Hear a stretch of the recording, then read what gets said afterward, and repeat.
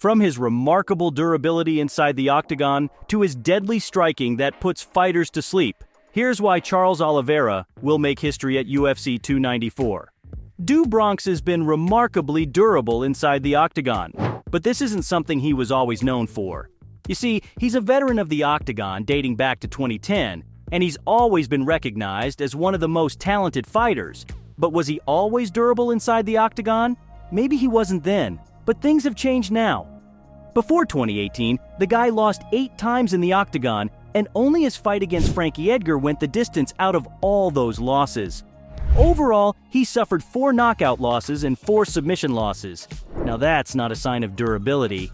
But he's become way more durable in recent years, and it's safe to say that he's one of the toughest fighters in the division. We all saw how much punishment he survived in his most recent fights, like he bounced back from knockdowns against Michael Chandler and Justin Gaethje.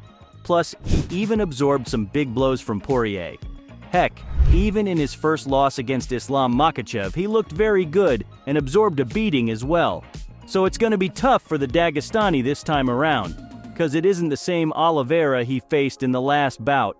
Plus, Do Bronx has got nothing to lose and everything to gain, so he's going to be under less pressure than Makhachev. I mean, every fighter heading in for a title fight will be under some sort of pressure, but it's arguable that Charles will be under the same amount of pressure as the champ. You see, Makhachev's won 12 in a row, and he's the reigning lightweight champ as well, so this calls for some pressure, folks, because if he loses this fight, he's going to lose 2 things at once. Plus, the guy's also considered the heir to the former champ Khabib Nurmagomedov's throne, and so far, the Dagestani has lived up to the standards, but pressure can break you at any given moment. Oliveira, on the other hand, has lost a lot recently. He lost his 11-fight win streak in the first fight between the two. He couldn't even lose a title fight against Justin Gaethje because he failed to make weight and was stripped of the belt. So, the guy's got nothing to lose heading into this one, obviously. There's going to be pressure on him to win the belt, but it'll be nothing compared to the pressure Islam's going to be under, and this gives him a big advantage even before the fight. But there's another very big reason he's going to make history at UFC 294, and that's his ability to outgrapple and submit Islam. Yes, I see the irony here. He lost the belt to Makhachev via submission in the last fight, but there's no doubt that the Dagestani is a skilled grappler, and he's a sensational submission artist as well. We saw it in their last fight at UFC 280. But there's also another thing we witnessed that night, and it was that Do Bronx was equally as competitive when things went to the ground, maybe sometimes even more. In the first round of the fight, Charles gave him no room to go for a submission hold, and it was only in the second round when Makhachev caught him with a punch to take him down. That's when the Brazilian lost a bit of his energy and focus. To put it simply, Oliveira's in a league of his own when it comes to submissions, because he has a total of 16 submission wins. And with that, he's the guy with the most submission wins inside the octagon. Even if Charles fails to out-wrestle him, he's still as deadly on his back as he is on his feet. Overall, it's going to be tough for Makhachev to out-wrestle him this time. But why is he so good at wrestling? It's because of his Brazilian jiu-jitsu, and it's on another level. Being from Brazil, the birthplace of Brazilian jiu-jitsu, it makes sense why he's so good at it. But even amongst all the Brazilians in the promotion, the guy stands out. He's a 3 RD degree black belt, and that's no easy achievement, because it takes an average of 5 years of intensive training to even get a purple butt, 9 years to get a brown one, and 10 plus years to bag a black belt. To put it into perspective, most UFC fighters have a brown or purple belt, and they're competing at the highest level. Now, it's safe to say that you wouldn't want him to get you in a headlock, because he's going to make you scream, folks, and Islam's BJJ is no match compared to this guy. Even though he lost to him via submission, the experience that he has in this department and all the things that he's done to fighters in the past shows how good and scary he is on the ground. Maybe the Dagestani got lucky in the last fight, but something like this isn't happening again.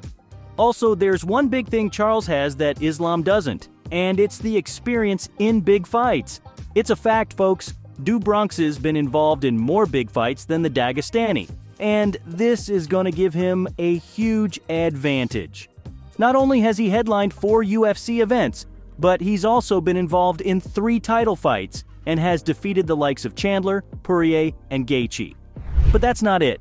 Our guy even has wins over former interim lightweight champ Tony Ferguson and a former title challenger Kevin Lee. The performances that he's put in inside the octagon have been outstanding. The guy has 19 fight night bonuses to his name, and it's enough to prove my point about his performance. Because whenever he steps inside the octagon, it's guaranteed that we're going to witness a special fight. This speaks volumes about his resume and about the kind of fighter he is. Compare his resume with Islam's, and you'll find a huge gap between the two. In reality, the Dagestani only faced two big names in his career, and one of them was Charles himself. The other one was the featherweight champ Alex Volkanovski. And yeah, he did beat him as well. But it was a very controversial win for him, and not a lot of people agreed that he won that fight. Apart from these two, Makhachev faced Bobby Green before his first fight against Oliveira, and the guy wasn't even ranked in the lightweight top 15. I mean, it's hard not to favor the Brazilian when you consider this huge gap. And I know that Oliveira's never been into the fourth round of the fight, but he's faced tougher opponents. He's beaten better fighters, and most of all, the guy feels at home whenever he's headlining big PPVs. You could say that he wasn't at his best in their first bout, and that's something a lot of people noticed. But things will be different heading into this next bout, and that's something even Du Bronx admitted. The guy was pumped after his win at UFC 289, and he even called Islam out for a fight. He said he doesn't need to send a message about who he want to face next, and that Islam only saw 10% of him in the first bout, but in the next bout, he's gonna witness 120% of the guy. Heck, he even told Dana he's the one who deserves the title fight next. And even if he wants him to fight in Islam's house, he's ready to do that. This shows what it means to him and how much is he willing to give to win this title again. There's no stopping this guy now, because he's going to come in with everything he's got and attack Makhachev from all sorts of different angles in the octagon. Speaking of him attacking from all angles, it makes me want to talk about another thing, and that's his insane striking.